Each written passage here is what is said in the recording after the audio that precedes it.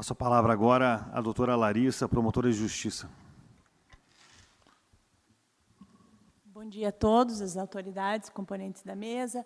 Bom dia aos presentes, que representam os fornecedores de gás. Essa questão foi trazida já à Promotoria de Justiça desde já há algum tempo, a necessidade de se realizar uma fiscalização com relação a esse setor.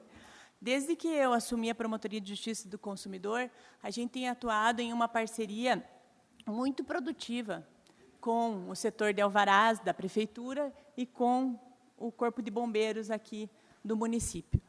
Assim que eu assumi, eu falava até para a doutora Ana aqui, aconteceu aquele acidente da Boate Kiss. Acidente não. Na verdade, existiam vários responsáveis implicados naquela questão, naquela tragédia. E, naqueles dias, eu tinha na minha mesa um procedimento referente a um estabelecimento que exercia uma atividade similar aqui em Cascavel e que não relutava em se adequar às normas da legislação. E naquele dia em que aconteceu, naquela manhã, depois da tragédia, eu pensei, e se fosse na boate aqui de Cascavel? A responsabilidade seria minha, que sou promotora de Justiça de Defesa do Consumidor, tinha a notícia da irregularidade e ainda não tinha intentado nenhuma medida. Seria do setor de alvarás, que tinha conhecimento daquilo, seria do Corpo de Bombeiros, por não ter tomado nenhuma atitude, seria de todos nós que somos envolvidos na fiscalização dos setores. E, a partir daí, a gente começou a desenvolver diversas atividades, setoriais sempre, elegendo um setor prioritário. Na época, inclusive, foram as casas noturnas, em razão das circunstâncias de que existiam várias funcionando aqui regularmente. E a gente cuida sempre para que essas ações elas não sejam pontuais, ou seja, não aconteçam só em determinados estabelecimentos que eventualmente são denunciados. Por quê? Porque, às vezes, existe interesse, e todos devem ser tratados com isonomia. Que elas sejam, primeiramente, educativas para aquelas pessoas que trabalham naquele setor, fornecendo um tempo, um prazo, em que os setores de fiscalização se colocam à disposição para esclarecer eventuais irregularidades, e que elas sejam contínuas. E assim foi feito. Foram feitos com as casas noturnas, foram feitos com as escolas particulares de Cascavel, foram feitas com os supermercados, foram realizadas, por último, fiscalizações nas tabacarias, e essa questão do gás é uma questão que preocupa muito os setores de segurança. O Corpo de Bombeiros já vem trazendo essa questão chegou aqui, como bem disse o vereador, na Câmara de Vereadores, de maneira recorrente, é uma questão. Então, chegou a vez da gente conversar seriamente. Eu acredito que essas fiscalizações, essas ações integradas de todos os órgãos de fiscalização, elas beneficiam o bom fornecedor. Porque muitos de vocês que estão aqui hoje, e se estão aqui hoje, já demonstram isso, se preocuparam em manter seus estabelecimentos de maneira regular. E aí existe alguém que comercializa a mesma atividade sem atender a todos esses requisitos que a norma impõe a vocês. Então, a gente precisa da compreensão de todo o setor, da colaboração de todo o setor, porque, como bem ressaltou o Corpo de Bombeiros, e agora a delegada, uma preocupação sim, se houverem apreensões dos produtos que estão sendo comercializados irregularmente, para onde irão esses produtos? Então, a gente vai precisar da colaboração daqueles que se encontram regulares, sem sombra de dúvida, para receber esses produtos.